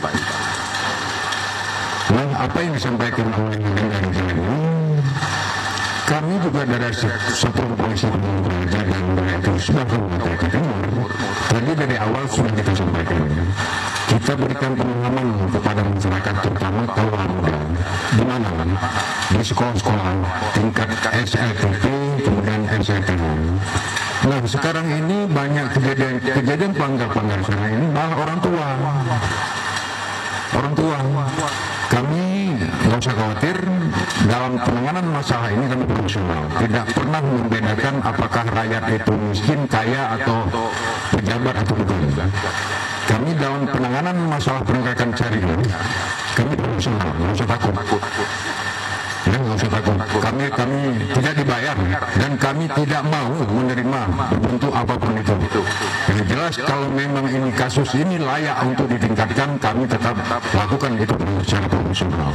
Namun tadi Pak Muslim sudah menggambarkan dalam hukum jihad ini ada untuk penyelesaian di tingkat secara adat kampung, itu ada yang terdalam itu. Maka sebelum kasus ini ke tingkat penyidikan, ini ada yang memang harus yang dibenarkan, boleh diatur dalam penyidikan. Nah sekarang ini di Aceh Timur bukan berarti tidak ada perusahaan-perusahaan itu banyak. Namun alhamdulillah perangkat desa, perangkat kampung di sana ada perusahaan-perusahaan yang terjadi dalam wilayahnya. Mereka coba upayakan selesaikan di tingkat kampung dulu dengan aturan-aturan dengan sesuai dengan resahan kampung yang berlaku. Adopsi tetap mengacu kepada Kanun Aceh nomor 6 tentang hukum jinayat. Nah, di luar konteks daripada itu, ada kasus-kasus yang memang tidak bisa diselesaikan di tingkat kampung. Nah, petugas kami dalam hal ini penyidik Pol PP memang akan menerima laporan itu.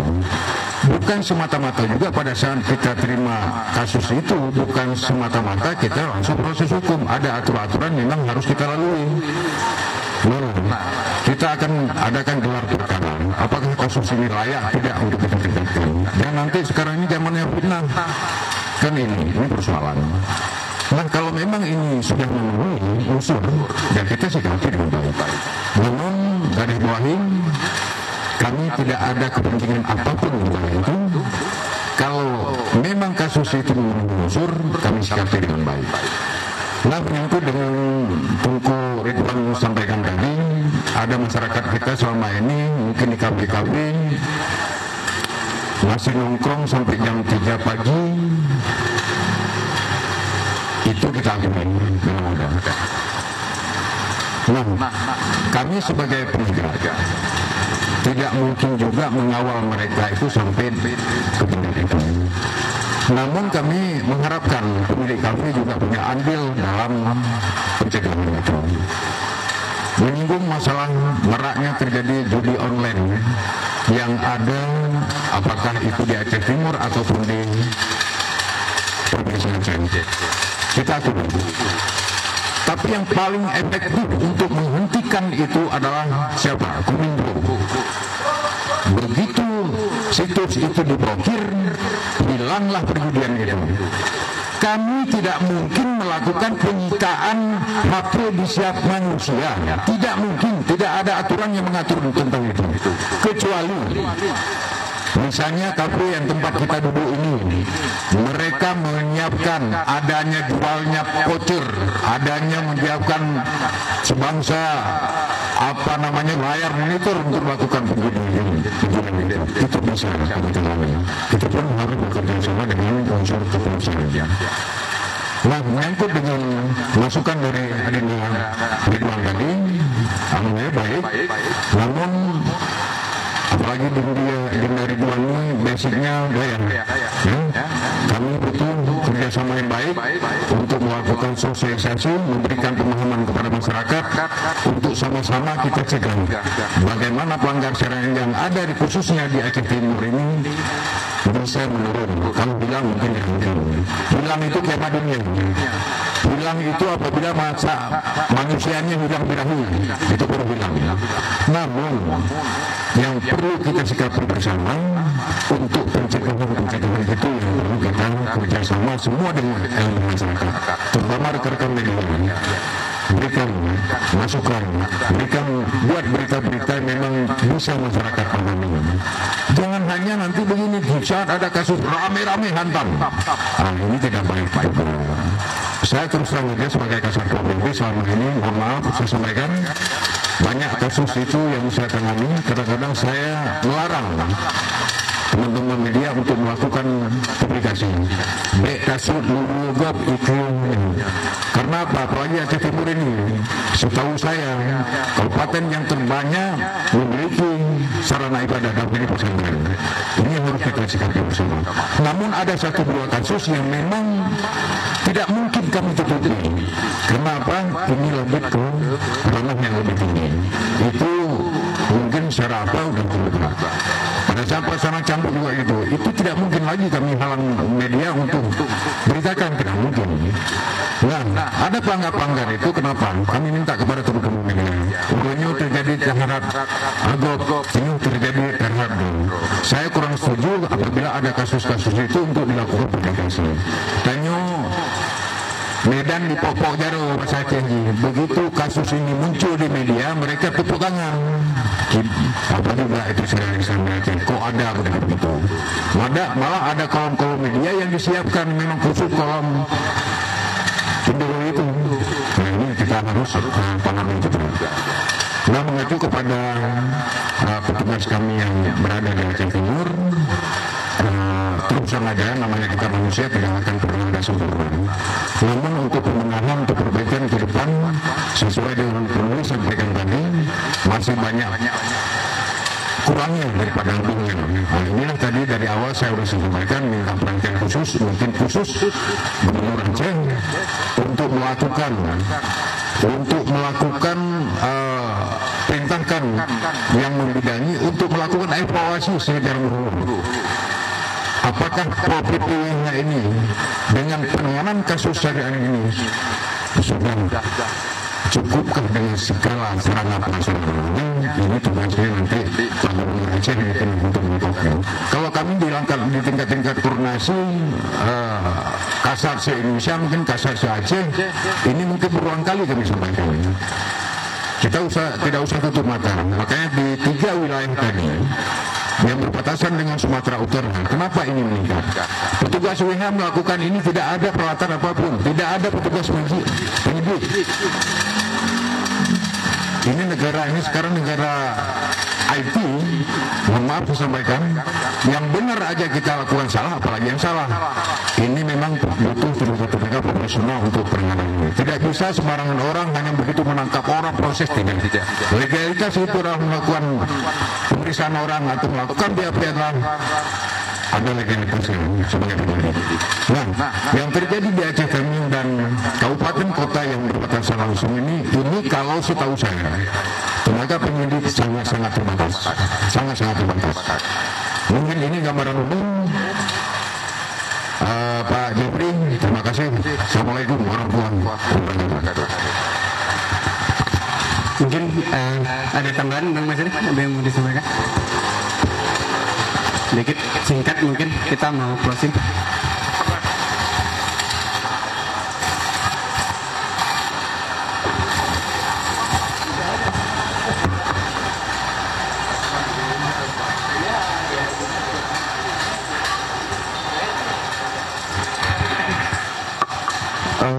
Sedikit tambahan pada sesi closing. Sebenarnya dalam proses penerapan syariat Islam ini mungkin konsepnya ini perlu dirubah, bukan aturannya. Jadi yang sangat penting bagaimana proses penyadaran masyarakat itu sendiri. Jadi dalam menggunakan hijab itu tidak perlu melalui pemaksaan, melalui raja-raja yang dilakukan selama ini yang mendapatkan sultan. Tapi penggunaan hijab ini dari kesadaran sendiri. Begitu juga dalam hal lainnya, dalam hal berjudi online dan lain-lainnya, itu membutuhkan peran orang tua sendiri, keluarga, dan juga masyarakat serta pemerintah. Di samping juga mungkin ini saran saya kepada provinsi maupun kabupaten kota, terutama yang di wilayah perbatasan. Di samping kita substansi kepada penerapan hukum syariah, tetapi brandingnya juga sangat dibutuhkan. Jadi ketika memang orang luar masuk ke Aceh dari perbatasan Aceh Temiang sudah bernuansa Islami. Jadi kita melihat hari ini dan kondisi perbatasan dan daerah lainnya itu seperti biasa sebelum ada berlaku syariat Islam. Sebenarnya perlu ada ornamen-ornamen yang mengabarkan Aceh ini adalah wilayah syariah Islam, sehingga dari ornamen tersebut orang kagum, kemudian segan, kemudian menghormati terhadap syariah yang berlaku di Aceh, adat istiadat maupun kebudayaan. Nah, hari ini kita belum melihat kepada label ataupun branding tentang Aceh ini adalah menggambarkan sebuah wilayah yang berlaku syariah Islam. Bahkan kita malu ketika memasuki kabupaten di daerah-daerah Pulau Jawa, malah lebih terkesan syariah daripada di Aceh yang berlaku kanun syariah. Nah, itu sebagai saran saya, masukan sebagai penutup, itu dapat sampaikan. Selamat orang-orang berkata. Oke, demikian diskusi panjang kita yang sudah kita laksanakan. Nah, seperti Muammar katakan tadi bahwa apabila memang hukum itu diberlakukan kepada non-muslim, itu menjadi sebuah tindakan diskriminatif. Namun disambut oleh Bang Muslim sendiri bahwa itu tidak akan terjadi diskriminatif di saat diberikan pilihan oleh si tersangka itu sendiri. Dan menurut Bang Basri, menyangkut dengan hukum jinayat ini sendiri adalah harus dengan konsep yang kuat. Pada intinya adalah semua masyarakat Aceh sejak dari lahir sudah disosialisasi syariat Islam. Namun bagaimana peningkatannya tentu tanggung jawab semua kita. Seperti yang disampaikan oleh Ampun tadi, ini bukan hanya tanggung jawab pada masyarakat atau pada pendidik aja, tapi berlaku tanggung jawab menjadi tanggung jawab kita semua, dan mudah-mudahan benar-benar menjadi tanggung jawab kita semua, karena syariat Islam secara kafah sudah dituntun sejak lahir dari kita. Demikian diskusi kita, dan kita akan ketemu lagi dengan lanjutannya. Part keduanya adalah hukum jinayat untuk siapa? Untuk pejabat atau rakyat jelata. Kita akan bertemu lagi. Jangan lupa apabila memang ada usulan-usulan silakan komen di komentar, dan jangan lupa subscribe, like, and comment di Jufri Jan Channel. Assalamualaikum warahmatullahi wabarakatuh.